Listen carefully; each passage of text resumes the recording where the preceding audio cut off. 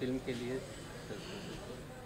मैं मनीष चतुर्वेदी हूँ सर। ये हमारी पिक्चर तू ही तो मेरी जान है राधा पार्ट 2, मैं इसमें काम कर रहा हूँ और हमारी राजेश माही जी हैं जो हम लोग साथ काम कर रहे हैं। और हर एक्टर के अपने हर पिक्चर से वही उम्मीद होती है जैसे एक बाप को अपने बच्चे से उम्मीद होती है, तो मेरी यही उम्मीद है कि हमारी पिक्चर एक इतिहास बनाए। किस तरह की फिल्में, कहानियाँ किस तरह की होगी? सर एक पारिवारिक पिक्चर है और मैं चाहूँगा कि आप इसे हॉल तक आके देखें, क्योंकि सारी चीज़ मैं यहीं बता दूंगा तो फिर आप हॉल तक आएंगे नहीं। नया साल आ रहा है, अपने दर्शकों से क्या कहना चाहिए?